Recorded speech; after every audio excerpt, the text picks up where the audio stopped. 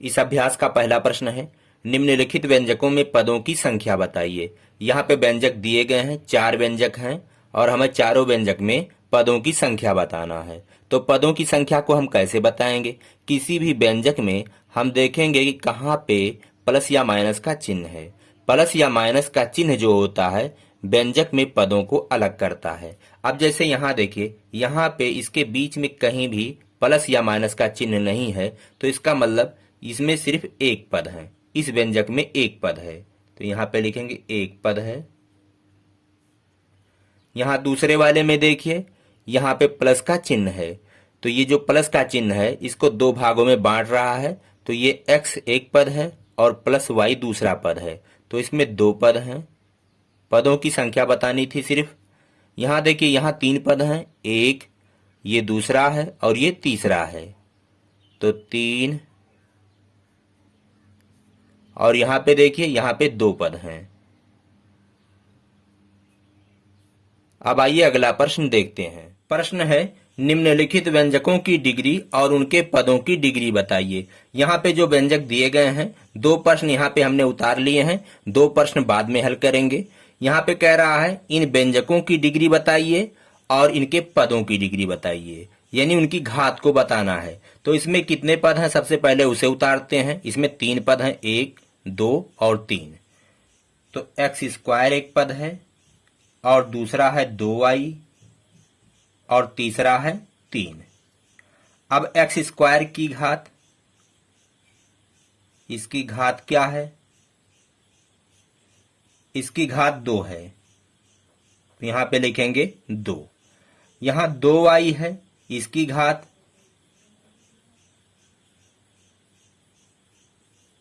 तो चर की घात देखी जाती है, y की घात 1 छिपा हुआ है, तो यहां पे इसका घात होगा 1। इस पद का घात 1 है, इस पद का घात 2 है। और यहाँ 3 की घात क्या है? 3 गुणे हम 1 लिख सकते हैं, और 3 गुणे 1, 1 की जगह पर हम x की घात 0 लिख सकते हैं, क्योंकि x की घात 0 बराबर 1 होता है। तो यहाँ जो चर है उसकी घात क्या है? 0 है, तो की घात बराबर है 0।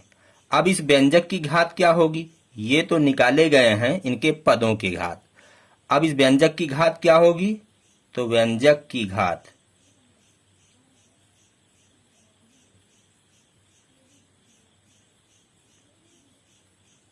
अब इन पदों में देखिए, जो सबसे बड़ी घात है वो इस व्यंजक की घात होगी, तो सबसे बड़ी घात 2 है, तो इस व्यंजक की घात हो गई 2। अब आइए दूसरा वाला देखते हैं।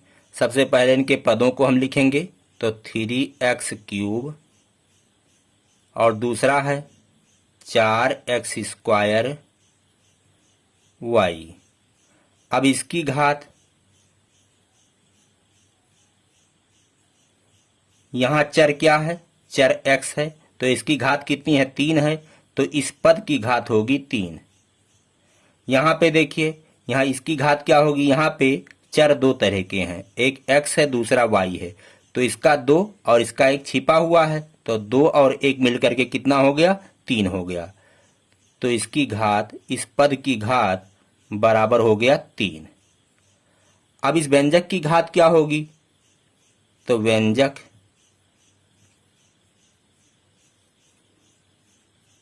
की घात, सबसे बड़ा घात कौन है? दोनों बराबर है, किसी एक को लिख देंगे, 3।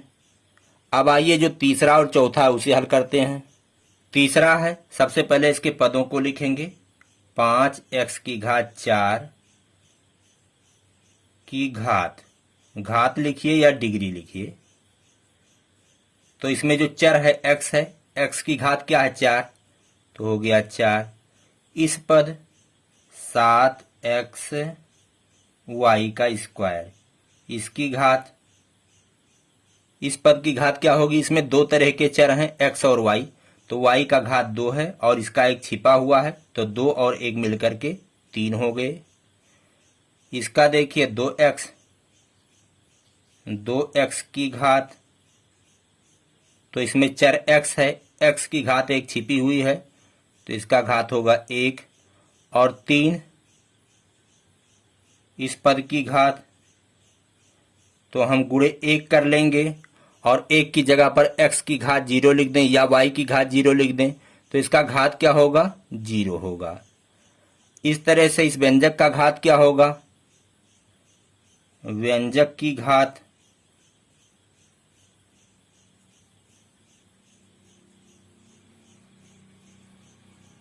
इन पदों में सबसे बड़ा जो घात होगा वही इस व्यंजक का घात होगा। तो इन पदों में सबसे बड़ा जो घात है वो 4 है, तो इस तरह से 4 इसका घात होगा। इस व्यंजक का घात है 4। अब आइए चौथा वाला देखते हैं। तो पद जो वाई स्क्वायर है इसकी घात 2 है, y की घात 2 है। 5 की घात 0 होगा। इस तरह से व्यंजक की घात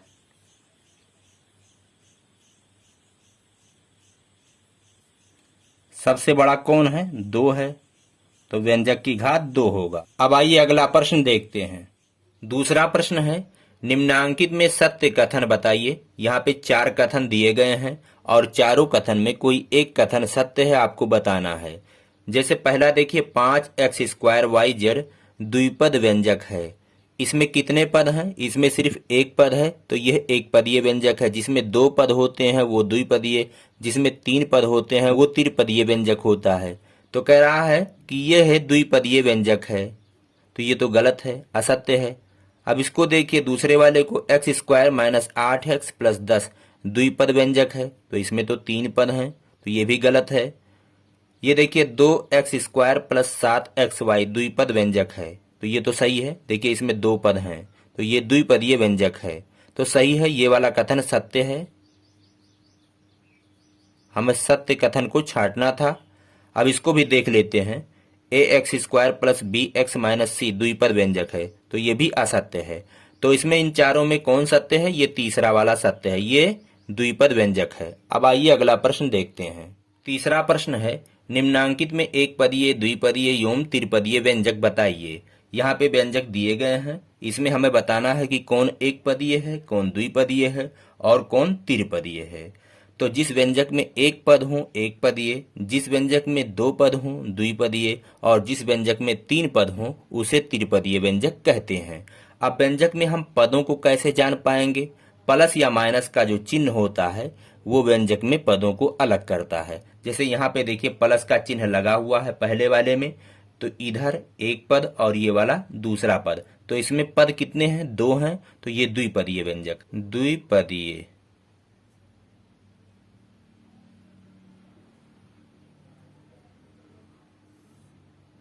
इसमें देखिए इसमें तो सिर्फ एक पद है, तो एक पदीय।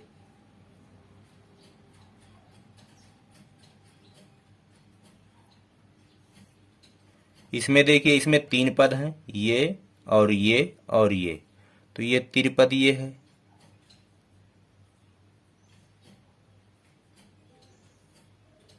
इसमें देखिए इसमें 2 पद हैं, तो द्विपदीय है, द्विपदीय। इसमें 3 पद हैं, तो ये त्रिपदीय है।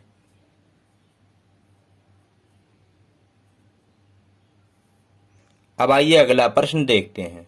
चौथा प्रश्न है, बहुत छोटा है। x² y - 7xy + 10 पदों की संख्या की दृष्टि से कैसा व्यंजक है? ये कैसा व्यंजक है पदों के हिसाब से? एक पदीय है, 2 पदीय है या त्रिपदीय है? तो देखिए इसमें 3 पद हैं, एक, ये दूसरा और ये तीसरा, तो ये त्रिपदीय व्यंजक है। तो यहाँ पे लिखेंगे त्रिपदीय व्यंजक।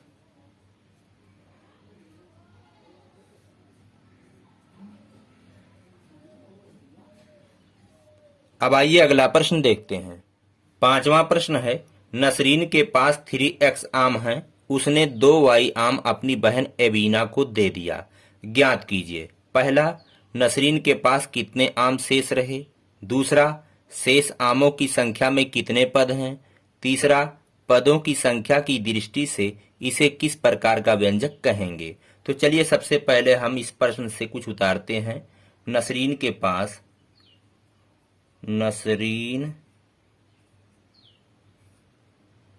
नसरीन के पास कुल आम,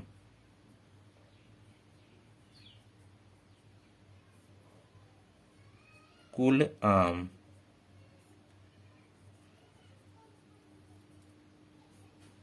बराबर है 3x। अब बहन एबीना को कितना दिया, तो एबीना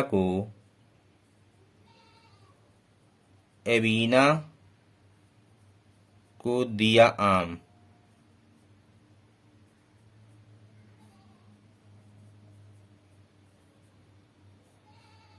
बराबर 2y। नसरीन के पास 3x आम थे, उसने अपनी बहन एबीना को 2y आम दे दिए, तो अब उसके पास कितने आम शेष बचेंगे, तो नसरीन के पास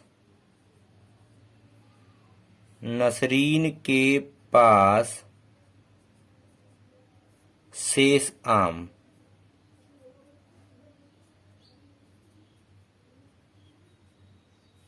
उसके पास जितने आम थे उसमें जो दिया है उसने उसको घटा दीजिए, माइनस कर दीजिए 2y। तो अब ऐसे ये रहेगा। इस तरह से नसरीन के पास 3x माइनस 2y आम बचे।